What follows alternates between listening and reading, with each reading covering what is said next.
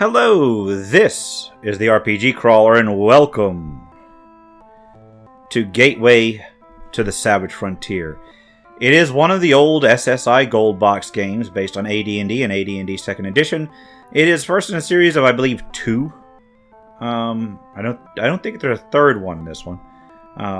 It's a little bit less epic and more lighthearted. Well, I don't know about lighthearted, but more general adventurous than the original, or the original 4, which is saying something.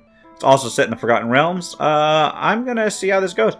Now, if I remember right, I did a full roll-up on the characters the first time I played, like, the Pool of Radiance game. I don't think I'm going to do the same here. I think what I'm going to do is I'm going to just select characters.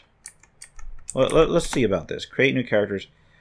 I got 6 characters to choose from. What classes and races do we have? We have Paladins and Rangers in this one. Good. So, what I'm going to do is I'm going to try and generate some characters. I'm not going to modify stats, but I may re-roll. I'm just not going to spend all day re-rolling. So I got 6 characters. I know I'm going to want 2 mages.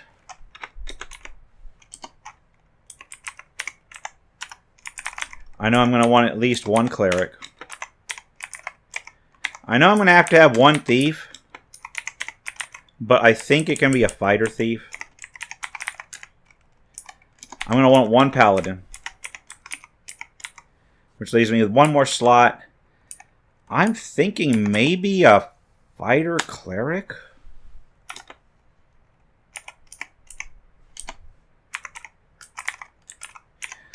Here's the problem about multi-class is that it's not really that much of a problem in terms of experience, but what it does is it puts a level cap on. Now, I know the level cap in this first one is like between 6 and 8.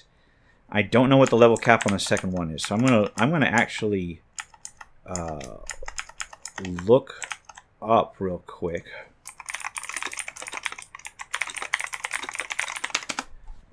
For the next one.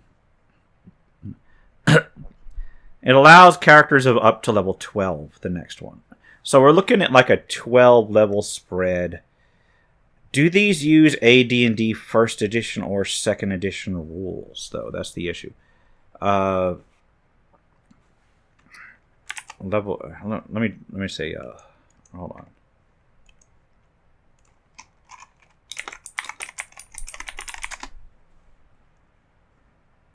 Okay.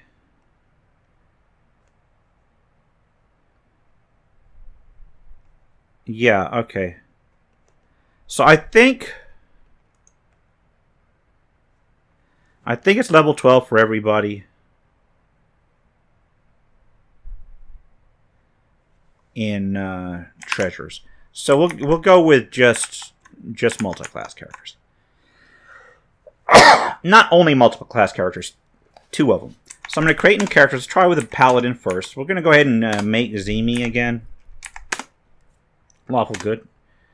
That's not a bad array. That's actually a decent array.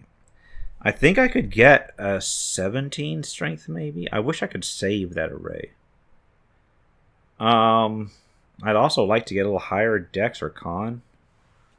Let me hit no and see what happens. Oh, no. That's like exactly the same. Wait. No, I put the wrong one. Exit. Yes. No, I'm not going to save her. Create a character. Human. Female. Paladin. Lawful good. Reroll stats. That's where I got it. Oh, I should have kept the 15, 16 strength. Oh, wait. Never mind. There you go. I will definitely keep that. That is 17. That is exceptional strength. We'll keep that. And watch as I accidentally tab out and go to a zillion different screens. That's okay. This is going to be Zemi. Those aren't her actual stats on tabletop. It's just like 17 intelligence. That could have been so much better suited in like dexterity or constitution, but we'll keep it like that.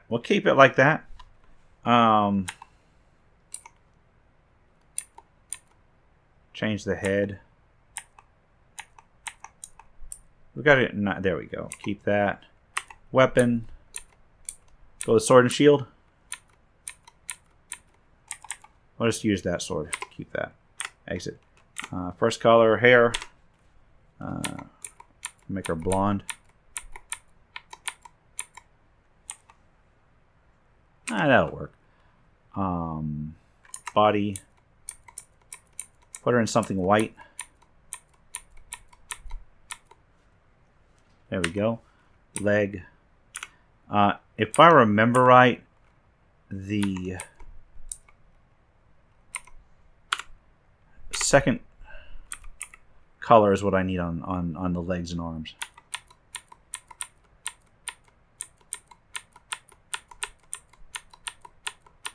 Did I pass up white? No, I didn't. It's the one past yellow. There we go. That'll work for her. That icon's okay. Save her. Yeah. Next we go on the list is a... we're going to put it a fighter cleric next on the list. Or yeah, that'll be a dwarf. Create new character. A dwarf. A dude this time. Oh wait, you can't be a fighter cleric as a dwarf. Can you be a fighter cleric as a gnome? No, you can't. You can be a fighter cleric as a half elf. Right? Yeah, there we go. That'll have to work. Make you neutral good. Oh my god. That's such good scores on everything except the ones I need.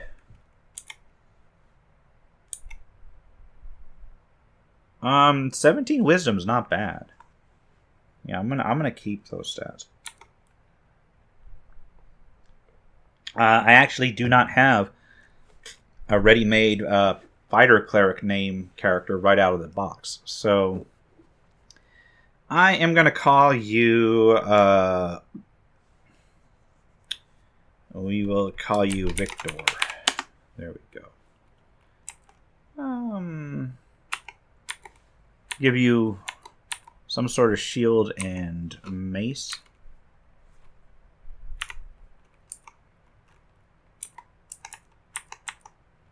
You dark hair. Is that dark? No, that's freaking green hair. Yeah.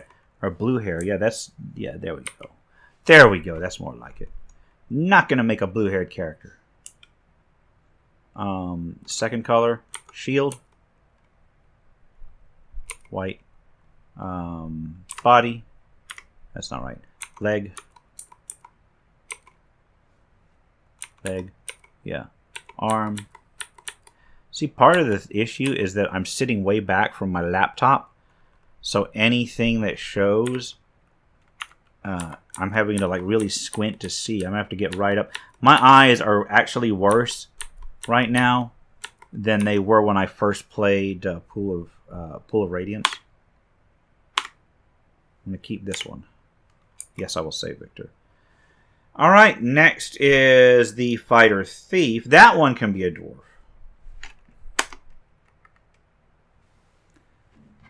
It can be a dwarf, but does it need to be a dwarf?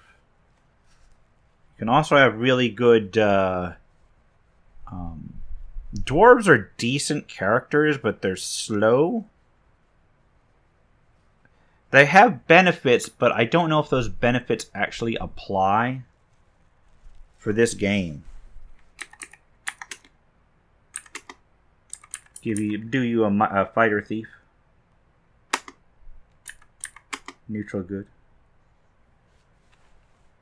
18 Constitution as an elf? How does that work?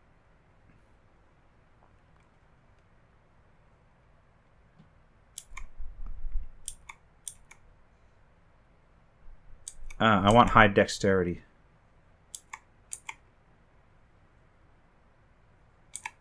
That could have worked.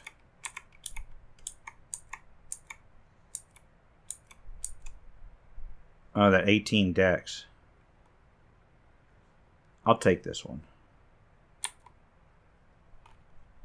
We will name you Marie. Parts. Head. Give you some sort of long hair. There we go. Weapon, we'll give you the bow. That hair is okay. Put you in green. I'm not going to put you in green. Green hurts my eyes on this particular game. Alright.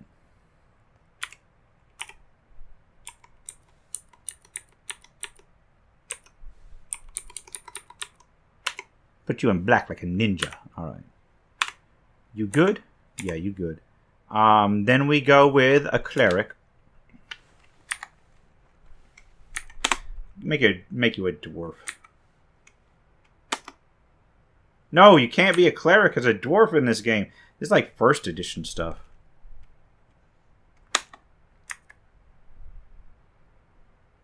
Can halflings be clerics? No. Human it is then.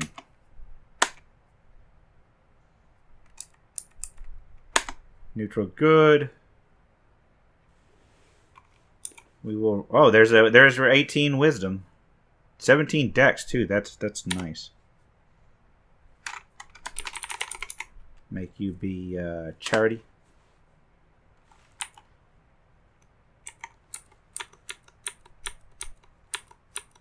Give you long hair too. Give you, I don't know, something like a mace. You got a mason shield? That's an action shield. It's kind of also an action. Here. We'll put you in with a club. All right. Pretty, I don't have like a bright red hair. Ooh, that's nice here.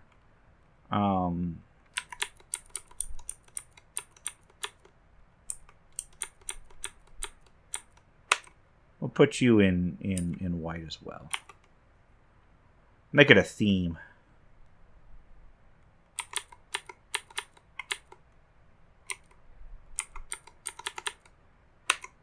All right. Save that icon. Charity's usually redhead, but we're gonna skip it. Anyway, I got 2 magic users to make. Gonna make 1 male. True neutral. And I want that 18 intelligence, but that 18 strength is so good. I'm gonna re-roll till I get 18 intelligence. Because it stung me last time. I don't think it actually matters on this. Here we go. That ain't bad. And you are Arcadius. And we will put you as... Whoops. We'll give you a staff.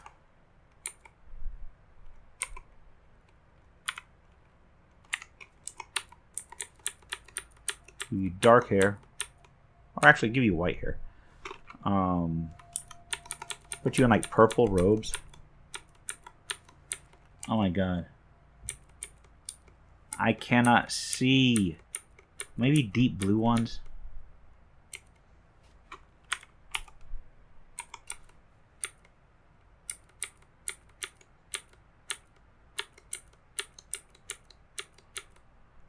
There we go.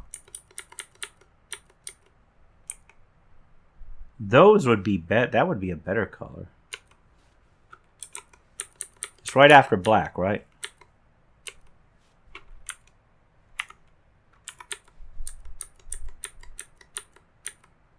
There we go. That's actually not bad. Alright, and then one more. You will be female, you will be magic user, you'll be true neutral, and you will be also with 18 intelligence. Man, look, that strength is pegged at 18 for a while there. Like, alright, there we go.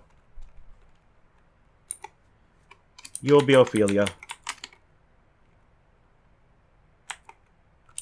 We'll give you long hair.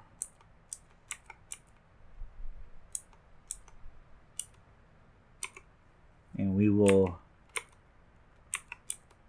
give you a dagger.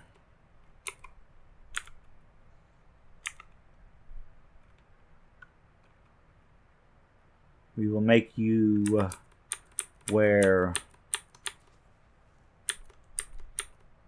like a purple.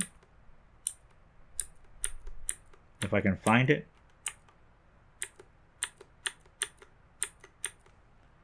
Yeah, I'm basically not able... That feels like it's going to hurt my eyes, but I'm going to... Whoops.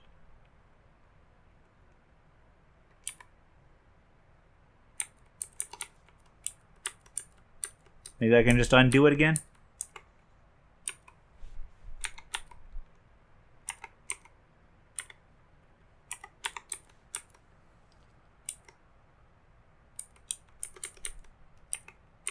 There we go. That seems like it's going to be obnoxious, but I'll take it. All right. So with that, we have our characters made. Let's add a character to the party. Zemi, Victor, Marie, then Charity, Arcadius, and Ophelia. Begin adventuring. It is a night of celebration. Your party has successfully protected the caravan from Citadel, Abar, all the way to Yartar. Better yet, you've gotten paid. Can Marie really eat 5 big steaks in one sitting? Victor tells everyone in the tavern about your trip, and you record the highlights of your evening as the introduction to your journal. And the introduction to my journal, I actually didn't prepare, so I'm probably not going to put it in here, but I will go ahead and read the introduction right here. So the introduction to my journal is...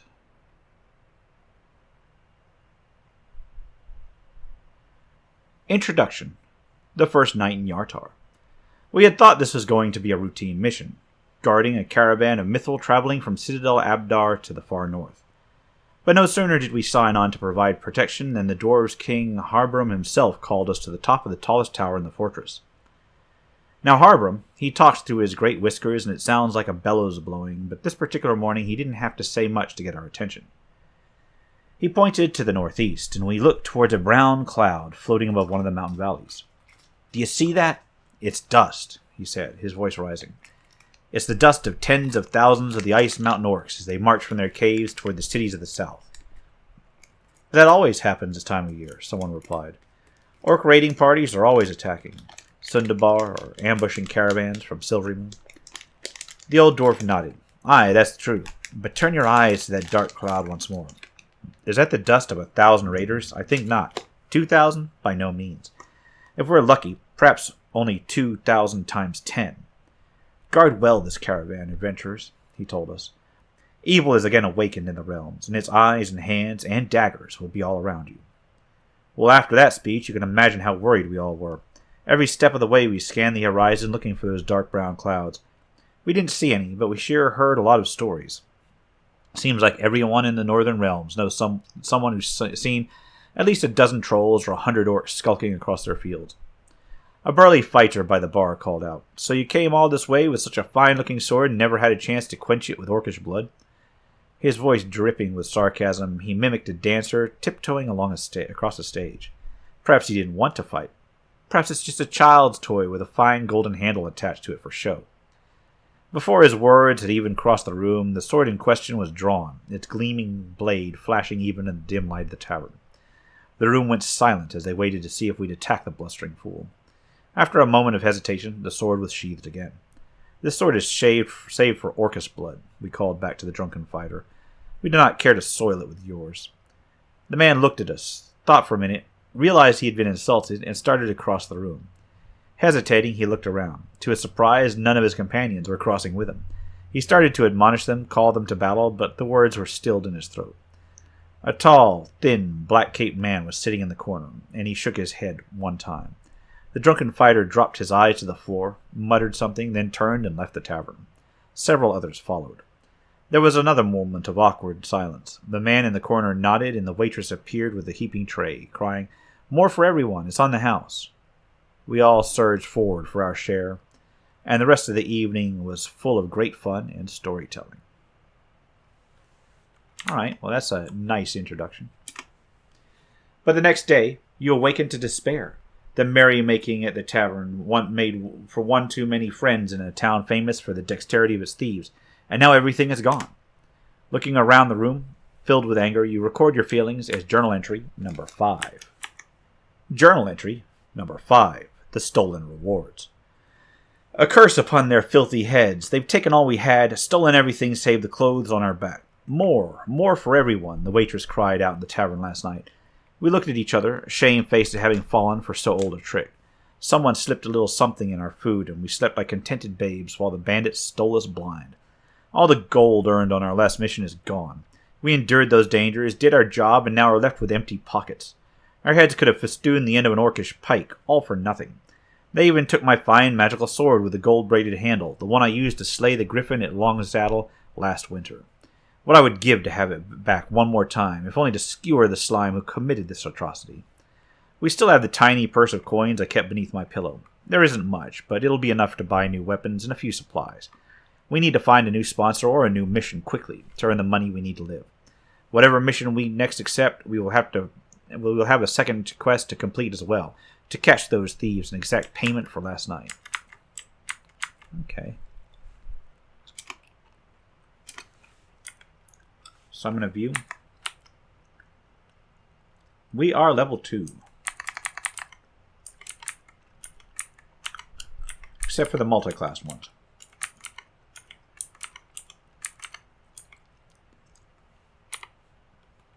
Yeah. Let's memorize some spells. Memorize sleep twice.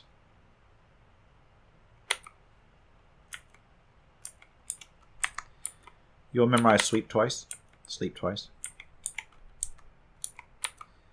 You'll memorize Cure Light Wounds 3 times.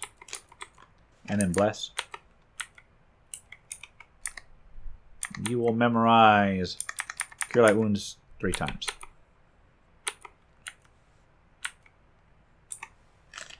Okay, I think that'll do it. Don't mind the rustling. Man, Victor's hit points. Oh my god.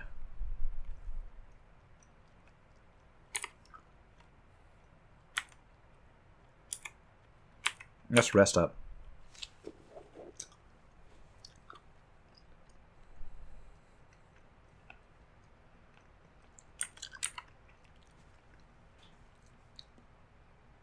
It's because he doesn't have a con bonus. And I apparently rolled like crap on my dice. Good old school stuff. I'm going to go with it though.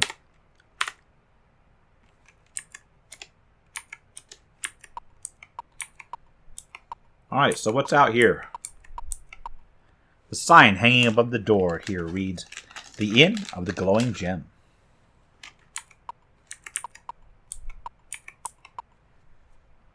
Man, this sound is annoying.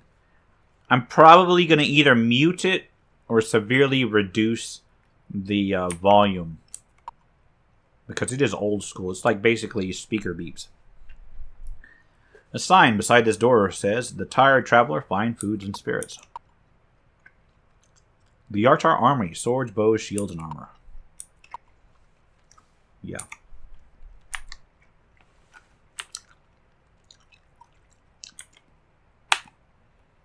We have 210 platinum to take. So I'm going to buy longsword,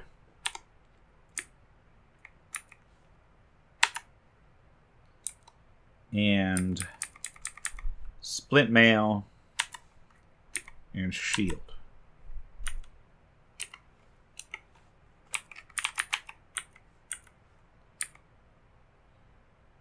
I will buy... So this is my cleric fighter, right? So I will buy you Morningstar,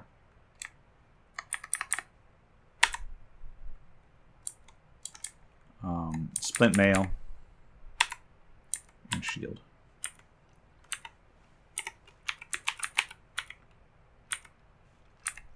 Marie, I will buy you longsword,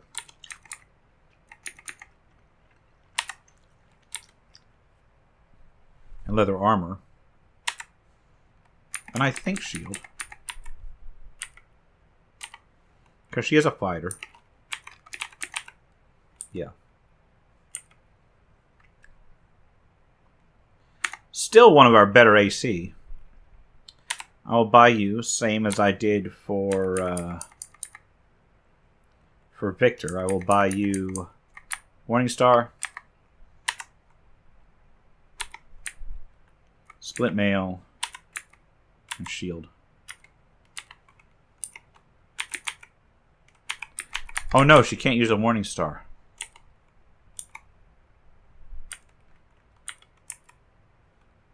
I will buy you a Mace.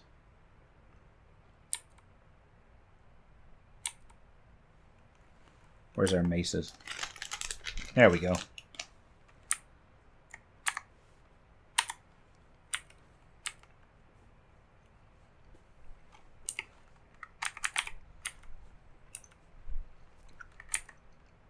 You, I will buy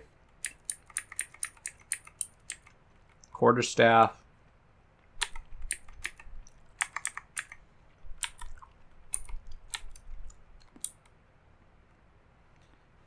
And I think that's it. You don't even need to buy robes. They don't do anything. There's no robes in here. And you will buy a Quarterstaff.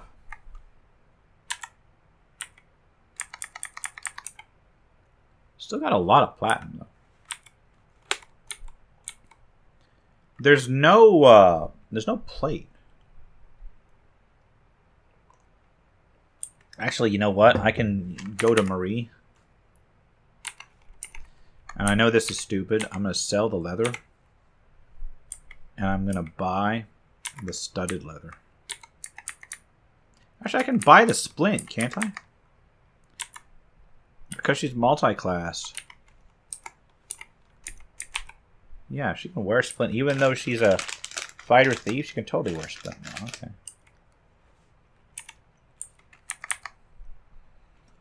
Now we're going to go ahead and buy ranged weapons.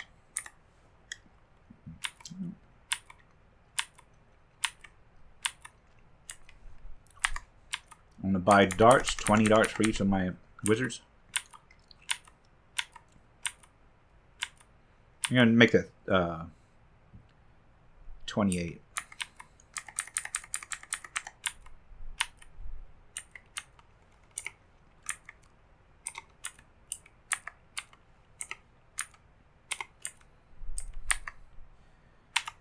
Charity will buy... Can I use a sling? I think I use a staff sling, right? But let's buy a sling, see if she can use it.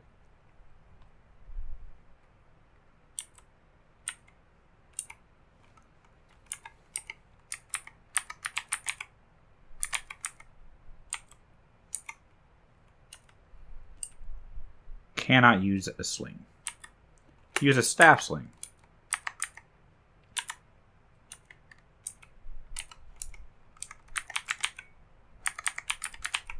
Yes. Okay, good. I keep forgetting that. You can use a short bow.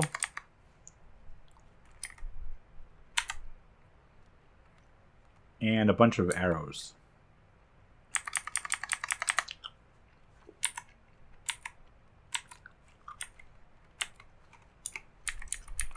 Could have used a longbow, I think.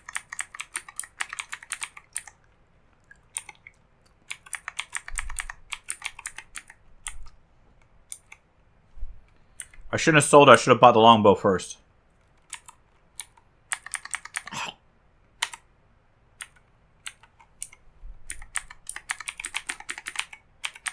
Yeah, she can wear it. Victor, you will buy composite longbow.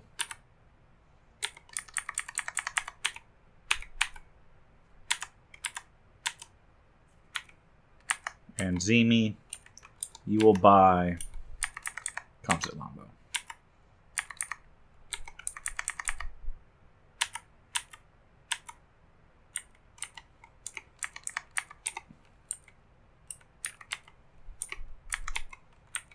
There we go.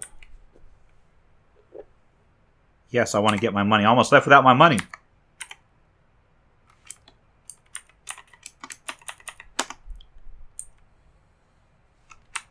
So let's take a look around town. There's the Hall of Training. Don't think anybody needs it.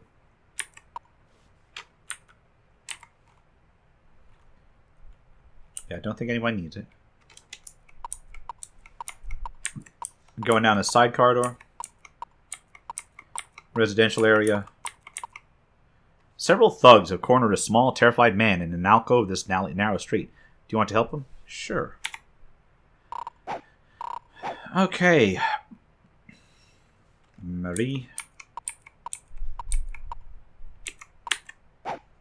Tried to backstab. Okay, you got 2 over there. You got 3 up here. I think. Want to delay? 1 bandit down. 2 bandits down. Guard, guard. All right.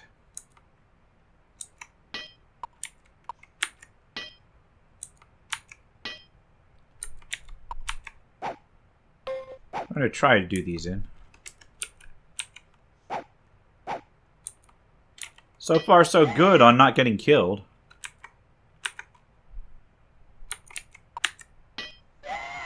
Although I did get hit once. Alright, cut down the fleeing one.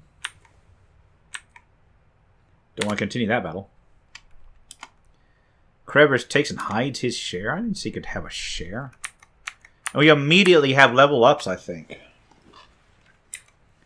Take the money. And the items. Don't see any items I really need. Gosh, thanks, the small man stammers. My name is Crevish, and well, gosh, I'm just so grateful you saved my life. He continues to talk, and you record his words as journal entry number 21. Journal entry 21. Crevish's story. You know, I'd sure love to do something for you guys. If you're looking for work, I have some friends here in Yartar who hire adventurers all the time, and maybe they have something you could do, and that way you could get back on your feet again, and I would have helped you, and I would have repaid you for saving my life, and we'd be friends, and wouldn't that be great?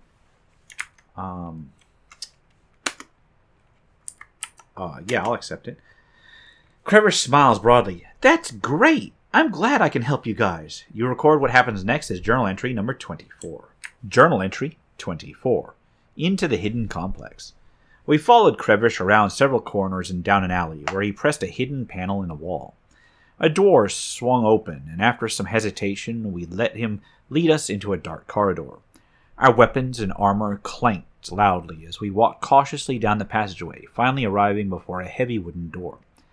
Crevish knocked on the wood in a complex pattern of beats with both knuckles and palm, and in a moment it was opened by an angry-looking man in well-crafted armor. Crevish introduces you to the gruff-looking man, but does not name him.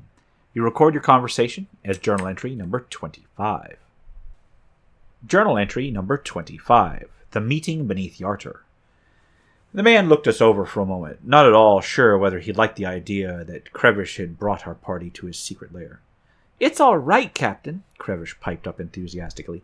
They saved my life. They didn't have to do it. They could have just kept on walking, but they stopped and risked their lives to save mine, and that was really nice of them, and that's why you really ought to give them a chance to carry out a mission for us, because they really earned a chance, I think, don't you?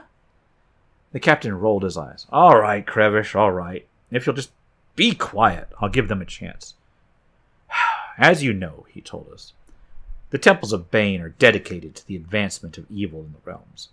One cleric of Bane in the town of Nesme, up the river to the north of here, has been causing great disruptions in that city. We believe that to save Nesme from civil war, he must be stopped. If you can find the Baneite cleric and carry out this mission, you have proven yourselves to be as valuable an ally as Crevish here says you are. Well, almost as valuable, anyway. The man shows you an image of the man you are to find. Do you accept the mission to go to Nesme? Yes. Good, the man says. You can leave through that door. You turn to look for the door, and when you turn back to face him, the man is gone. Can I come with you? Please, please? Crevish asks. You guys have been really nice to me, and I'd like to help you if I could. Do you accept Crevish's offer? Sure. Alright.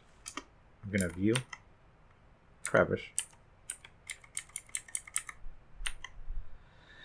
He is a lawful neutral 2nd level fighter.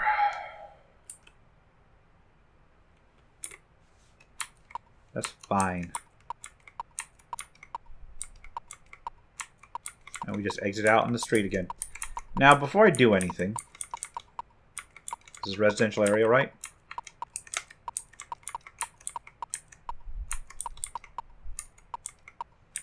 Wait, where the hell am I? The sign of the door here is carved to look like a riverboat. Printed on the side are the words, Boat Rentals. Vault of Yartar. This is the home of the Water Baron, the leader of Yartar. Hall of Good Fortune, the Temple of Tamora. As you cross the bridge and over the river Cerbrin, the people around you suddenly fall back in fear. You look around and you record what you see as Journal Entry Number 2. Journal Entry Number 2. The Black-Robed Riders. We backed up against the stone buttress at the end of the bridge, waiting to see what frightened everyone so badly. A moment later they appeared, 2 riders in long black robes, with hoods that hid their faces. They came around the corner behind the Temple of Tomorrow, crossed the town square, and pounded past us at a gallop. We turned and watched the guards stand back as the 2 raced through the gates and out of the city. Slowly, the people in the square resumed their activities, only now they were all in a hurry to be somewhere else. Alright, I'm going to save the game here. And I am about to go ahead and call it. But what I'm going to try and do is I'm going to... I think Crevish has got gear. Oh yeah, I'm going to go to the Hall of Training.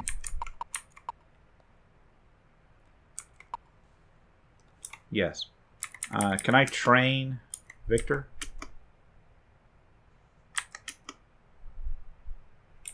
Wait. Does anybody have it? I don't have 1,000 gold. I don't have the money to do it. Alright. So I guess what I'm going to do is I'm going to save the game. And we're going to call it here and continue next time, heading out of Yartar into the north. This has been the RPG Crawler with Gateway to the Savage Frontier. If you like what you've seen, remember to leave a like, comment on your feedback, and subscribe for more RPG content. Until next time, take care and goodbye. And if you are still watching, I would like to take the opportunity to thank my supporters, the top tiers of which are listed on the screen, without whose support I would not have been able to offer the variety of content that I have on this channel throughout the years. If you're feeling particularly generous and would like to join them, you can support the channel. There are a variety of options to do so. I have a Patreon, a Subscribestar, as well as channel memberships enabled. If you are not in a position to contribute, simply leaving a like, a comment, or sharing my videos are all wonderful ways to help the channel grow without spending a dime, and are all greatly appreciated.